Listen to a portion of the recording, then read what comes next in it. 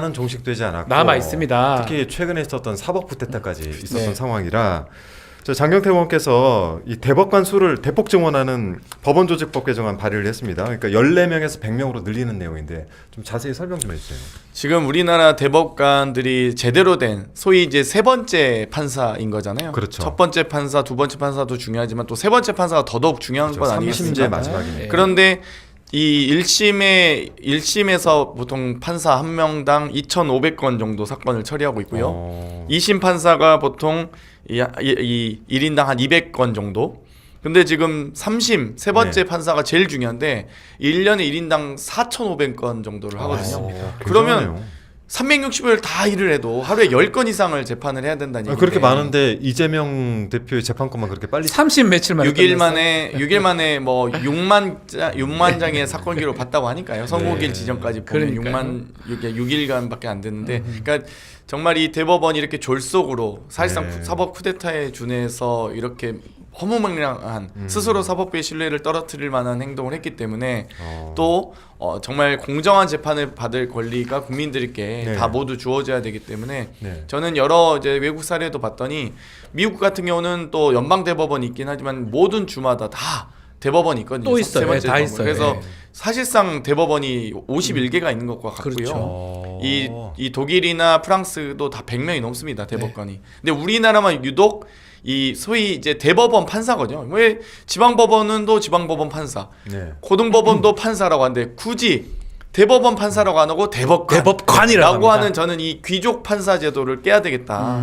이 소수 정예가 이 독점하고 있는 이 얼마나 지고지순한 분들인지 모르겠지만 이거를 좀 깨야겠다. 귀족 판사 제도를 깨야겠다 해서 맞습니다. 14명에서 100명으로 저는 이번에 법을 냈습니다. 정말 놀랐던 것 중에 하나가 저는 헌재가 그동안에 이렇게 헌법재판관들 쫙 앉아있으면 뭔가 권위도 느껴지고 그리고 그 헌법재판관들이 지금까지 저희에게 보여줬던 가장 그 대표적인 모습이 박근혜 파면합니다. 윤석열 파면. 이 두 장면으로 인해서 뭔가 존중과 존경 이런 것들이 생겼는데 대법관들이 앉는데 신당인 줄 알았어요. 그렇죠. 그 의자가 이만큼 올라가 있고. 그리고 왜 이렇게 높아요 전체적으로 막. 뭔가 신전 같은 느낌을 받아서 그러니까요. 야 저런 곳에 앉아 있는 사람들이 겸손하기는 참 쉽지 않겠다. 이 생각도 좀 들긴 의자 들었어요. 좀 바꾸지. 의자 좀 정말 바꿨으면 그 뭐예요? 그럼 100명이면 어떻게 앉아야 됩니까? 아니 근데 김용민 의원이 30명 했지 않습니까? 그렇죠, 근데 30명 100명을 더 발의하신 그러니까 거예요? 전원합의체 판결이 또 중요하진 않고요. 또 외국 사례들 또 보면 소부에서 많이 합니다. 보통 그렇기 이제 때문에 소부를 짜겠다는 거죠? 그렇죠. 소부로 쪼개서 네네. 예를 들면 독일 같은 경우도 각 민사면 민사, 형사면 형사 그렇게 하는 게 맞죠. 딱딱 자기 전문 분야로 하지 대법관들이 무슨 만물 박사도 아니고 다 모든 재판을 20 몇 개 소부로 만들면 되겠네요. 그렇습니다. 그럼 독일이나 그러면 되네요. 프랑스도 다 그렇게 저희도 좀 그래줬어. 저희는 변호사 입장에서 기록 좀 제대로 읽어줬으면 좋겠어. 그 하나의 목숨 걸고 하는 거거든요. 그렇죠. 이거 읽어달라고. 안 읽으면 뭐라 합니까 그거를. 재판 어떻게 하겠네요. 3심까지 가는 국민들께서 얼마나 간절한 마음으로 가시겠습니까? 변호사비도 엄청 맞습니다. 3심 변호사비 더 세잖아요. 근데 사실 지난 법사에서 저도 깜짝 놀랐던 게 법원행정처장님이 대법관이신데 제 사건 기록을 다 읽지 않아도 된다라는 말씀하셔서 깜짝 놀랐어요 저는. 그래서 지금 이 대법의 연구관 분들이 101명 정도 계시거든요. 실제 판사분들이. 그래서 그분들의 경무도 물론 줄여야 되지만 그분들이 결국 보조자로서의 역할을 하는 거 아니겠습니까? 그분들은 대법관이 아니에요. 그렇죠. 그러니까 재판 연구하는 재판을 하는 분들이 아니죠. 아닙니다. 보고서만. 근데 그분들이 하는 대로 다 끌려가는 게 말이 됩니까? 그렇습니다. 안 그래서 됩니다. 실질적으로 대법관이 제대로 된 심리를 하라는 취지입니다. 옳은 거 100명에 대한 이야기가 굉장히 좀 많이 돌지 않습니까? 30명? 야 그것도 많은 것 같은데 100명? 100명 하니까 저도 이제 똑같은 질문. 100명은 어떻게 앉아? 100명 너무 많은 거 아니야? 이제 이런 질문들이 있을 수 있는데 여기에 대해서는 혹시 뭐 해외 사례나 이런 게 있나요? 소부로 저는 운영해야 된다. 그리고 전문 소부로 말씀을 드리는데요. 이 독일 같은 경우는 2020년도 기준 민사부 13개, 형사부 5개, 수사법관 2분, 대재판부 2분, 또 기타 재판부 8개에서 30개의 소부로 구성됩니다. 그래서 실제 독일 같은 경우는 152명의 판사 대법관이 근무하고 있고요. 네. 그분들이 이제 실제 이 판결을 자신의 전문 분야에서 그러니까 같이 앉을 필요가 없는 거잖아요. 그렇죠. 같이 막 지금 우리나라처럼 쫙 그냥 12명이 쫙 앉아가지고 무슨 사기꾼도 아니고 아테네 간 줄 알았어요. 그렇죠. 예. 이제는 서울중앙지법도 판사가 엄청 많습니다. 네. 그냥 다 자기 그 법정에서 자기 재판을 하는 거거든요. 그럼요. 그렇게 갈 것 같아요. 네. 만약 그래서 바뀌면. 뭐 프랑스 같은 경우도 이 재판 6개 재판국이 있고요. 또 이 재판국에 선임 판사가 있고 1명에서 3명까지 섹션 판사들로 구성을 해서 한 이 4-5명씩의 섹션 판사들이 실질적인 세 번째 소위 3심 네. 재판을 치르고 이 프랑스 같은 경우는 이 대법관이 120명 정도가 있습니다.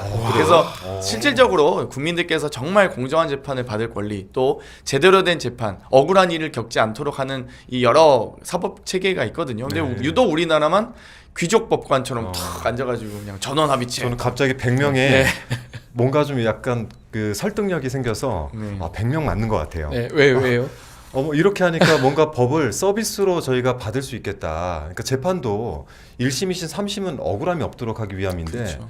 저렇게 막 14명 앉아가지고 이렇게 내려다보는데 이게 재판이 되겠습니까? 저는 변호사 입장에서 이제 대법원 또 가서 재판 제대로 할 수 있겠다 이 생각이 불현듯 들었거든요. 네. 그 14명 쳐다보고 하는 게 아니고 그러니까요. 꼼꼼하게 봐줄 수 있는 네. 여러 소부가 있다면 네. 그렇죠. 자신감이 생겨요. 대법원 사건 사실 기대를 못합니다. 그렇죠. 자신감이 생겨요. 근데 실제 이 100명까지 증언에 대한 게 이번만 나온 내용은 아니라고 하던데. 뭐 이제 네. 20명 한 30명 30명 한 계속 50명 증언에 대해서는 얘기가 나왔던 거죠. 이제 보통 법원조직법 이 개정 논의할 때 네. 대법관 수 늘려야 된다. 혹은 또 과거에 이제 양승태 대법원장 시절에 재판거래와 이 상고법원 신설을 네. 위해서 설치를 위해서 노력했죠. 근데 상고법원은 뭐냐면 웬만한 그냥 일반 3심 사건은 상고법원이 너희들이 하고 그냥 또 그 위에 대법원 그 위에 대법관들이 우리는 지고지순한 좋은 판결만 내릴게 이렇게 하는 거라서 그것도 뭐 말이 안 됩니다. 말이 그래서 안 저는 되죠. 차라리 대법관도 이제는 귀족법관 제도를 폐지하고 네. 제대로 된 3심 실질적 물론 3심이 법률심이긴 하지만 그럼에도 불구하고 제대로 된 재판 기록과 사건 기록을 제대로 읽고 좀 판결하시라. 저는 이런 취지에서 100명이 결코 많은 수가 아니다고 생각합니다. 설득력이 있어요. 나도 믿겠어. 좋아요. 그렇게 해줘요. 아니 그리고 예를 들면 해줘요. 그렇게 전원합의체 판결만이 이 중요한 판결을 내린다고 한다면 네. 그럼 1심 지방법원에 왜 전원합의체 판결이 없습니까? 2심 고등법원에 전원합의체 판결이 왜 없습니까? 그러니까. 다 소부가 합의부든 대등재판부든 다 소부가 재판을 하잖아요. 네. 근데 유독 대법원만 전원합의체 뭐 이런 저는 그런 시대는 끝났다고 그 착각하는 게 입법, 사법, 행정 있잖아요. 네. 입법부가 사법부의 구성원 정할 수 있습니다. 그렇죠. 헌법에 반하지 않는다. 네, 네. 착각하는 게 아니 뭐 민주당이 뭔데 건방지게 아니에요. 국회의 권한으로 하는 거예요. 맞습니다. 법률을 만드는 거잖아요. 네. 그 부분을 뭐 사법부 권한 침해하는 게 아니에요. 이게 맞다고 생각해 입법으로 만들어 놓는 아니, 거 오히려 아닙니까? 대법원 입장에서는 더 일할 수 있는 그러니까요. 환경이 더 조성되는 힘들다며요. 7만 페이지, 네. 6만 페이지 못 그러니까. 읽겠다면서요. 아니 1년에 4,500건씩 본인들에게 그 내려오는 재판들 네. 6만 페이지를 이틀에 그 읽어야 되는 신공을 벌이지 않아도 그러니까요. 충분히 그렇죠. 할 수 있는데 사실상 주심 판사 아니면 제대로 다 읽게 네. 하겠습니까? 그렇죠. 네. 주심 이게 판사들. 근데 사실 이제 지금 시점상으로도 그렇고 우리가 이런 일을 당해봤기 때문에 필요성을 더 간절하게 느낀 건 있지만 네. 정적 공세도 좀 있긴 해요, 그렇죠? 네. 뭐 좀 뭐 급한 거 아니냐 혹은 사법부의 권위에 도전하는 게 아니라 그런데 결국 사법부든 입법부든 국민들의 권위가 가장 중요하죠. 국민 주권이 제일 중요하죠. 국민이 만든 거니까요. 네. 그 뭐 별동대 얘기가 있던데요. 별동대. 네. 저도 이제 요거는 영상을 조금 네네. 준비해서 그래요? 현안 질의를 했는데 그거 네네. 보고 한번 이야기 이어가겠습니다. 네. 이제 300페이지 자료 제출 답변서인데요. 7만 쪽을 중요한 6일 만에 다 읽어보려면요. 233권 나옵니다, 이게. 속독을 하거나 발췌독을 하거나 혹은 요약만 받지 않았겠습니까? 이거 그냥 우리가 상식적으로 얘기하자고요. 하루에 이거 글자 39권을 크기가 볼수 뭐한 있습니까? 20몇 한 권 보기도 어려울 것 같아요. 정말 똑똑하신 우리 지고지순한 대법관님들께서는 한 3권까지 보실 수 있는지 모르겠습니다. 대법관님들 말이 안 돼요. 믿어주십시오라는 말도 안 정도로 되죠. 끝나는 게 아니라 국민의 눈높이에 맞으셔야죠. 그렇지 않습니까? 이거 어떤 국민이 믿겠습니까? 아무리 대법관이라도 우리가 눈이 일반적으로 10개 다 있습니까? 읽은 책을 이걸 지금까지 눈이 10개 다 모아도 있으니까 좀 노리고 말하는 인간이 할 거지. 수 있는 웃길 줄 알고. 한계치. 자, 정말 네. 정말 말도 안 돼. 제보를 받은 건데 내용을 좀 설명해 주시면 네. 좋을 것 같아요. 보통 이제 이 대법관 네. 분들이 이제 심리하기 전에 이 재판 법원의 연구관들이 있지 않습니까? 그분도 연구관도 판사하신데요. 그 연구관들의 연구 보고서를 보고 이 연구 보고서를 써서 심리에 도움을 주는 과정이 있습니다. 맞습니다. 그런데 이 유독 이재명 후보와 관련된 이 재판만 이 재판 연구관들 별도로 조희대 대법원장이 10명을 따로 별동대로 10명이나 꾸려서 꾸렸다고요? 10명을 별도로 꾸려서 또 이 보통 이 연구 보고서는 다 공유 재판 연구관들도 함께 공유하게 무슨 뭐 이게 판결문도 아니고 그냥 뭐 이게 뭐 기각 의견이냐 인용 의견이냐 여러 법리 검토 보고서 네. 아니겠습니까? 예. 근데 법리 검토 이 보고서를 대비로 비공개로 했답니다. 그래서 유독 이 사건만 유일하답니다. 그래서 네. 아니 그러면 왜 조희대 대법원장이 심지어 이 재판 연구관들을 10명을 별동들을 새롭게 꾸려서 심지어 법리 검토 보고서 당연히 공유해야 할 법리 검토 보고서를 왜 대비 비공개 처리해서 그 10명만 보게 했는지 아하. 이 부분에 대해서는 저는 소명하시라고 했고 법원행정처장 모른다고 한 것 모른다고 같은데요? 했습니다. 예. 네. 진짜 모르는 건가요? 아니면 그게 말이 되나요?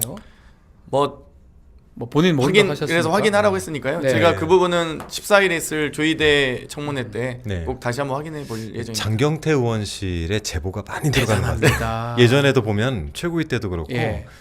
그 아주 정말 우리가 쉽게 접하지 못하는 정보들이 많이 들어가는 것 제가 같아요. 지금 고발 당한 것만 말씀드리면 김건희 일단 빈곤포로부터 시작해서 또 그 제가 또 이종호 네. 보고 오빠라고 네. 부른다 이것도 네. 고발 당했지만 어쨌든 제보 대부분 제보 받고 네. 이제 하신 거잖아요. 그다음 그죠? 또 그때 8월 24일 날 김건희 윤석열 군 골프장 사용 의혹도 그것도 김영현이 직접 본인이 옷 벗겠다고 했어요. 근데 네. 골프장 이용했잖아요.